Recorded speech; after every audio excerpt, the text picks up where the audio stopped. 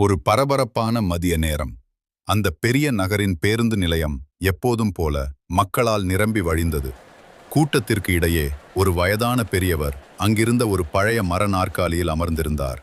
அவர் தன் தோளில் வைத்திருந்த பழைய பையிலிருந்து ஒரு கட்டுப்பணத்தை எடுத்து மெதுவாக எண்ணத் தொடங்கினார். அது அவர் நீண்ட காலம் கஷ்டப்பட்டு சேர்த்த சேமிப்பாக இருக்கலாம். சுற்றி இருப்பவர்களை பற்றி சிந்திக்காமல் கவனமாக பணத்தை எண்ணிக்கொண்டிருந்தார். அந்த நேரத்தில் கூட்டத்திற்குள் மறைந்திருந்த இரு திருடர்களின் கண்கள் அந்த பணத்தின் மீது விழுந்தது. அவர்கள் இருவரும் மெதுவாக பெரியவரை நெருங்கி ஒரு நொடியில் மின்னல் வேகத்தில் அவர் கையிலிருந்த பணத்தை பறித்துக்கொண்டு கூட்டத்திற்குள் ஓடி மறைந்தனர்.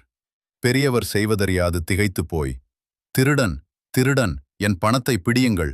என்று கண்ணீருடன் கத்தினார். அந்த இடமே ஒரு நிமிடம் ஸ்தம்பித்தது. ஆனால் அங்கிருந்த எவரும் அவர்களை துரத்த முன்வராத நிலையில் அருகில் நின்று கொண்டிருந்த ஒரு இளைஞன் மட்டும் சற்றும் யோசிக்காமல் திருடர்களை நோக்கி பாய்ந்து ஓடினான். கூட்ட நெரிசலையும் பொருட்படுத்தாமல் தெருக்களில் அதிவேகமாக ஓடிச் சென்று அந்த இரு திருடர்களையும் மடக்கி பிடித்தான். அவர்களிடமிருந்து பணத்தை மீட்ட அந்த இளைஞன் மீண்டும் பேருந்து நிலையத்திற்கு வந்து அந்த பெரியவரிடம் பணத்தை ஒப்படைத்தான். பணத்தை திரும்ப பெற்ற அந்த பெரியவர் மகிழ்ச்சியில் கண்கள் கலங்க அந்த இளைஞனின் கைகளைப் பற்றி நன்றி கூறினார். அங்கிருந்த மக்கள் அனைவரும் அந்த இளைஞனின் துணிச்சலையும் அவனது நேர்மையையும் பார்த்து வியந்து கைதட்டி பாராட்டினர்.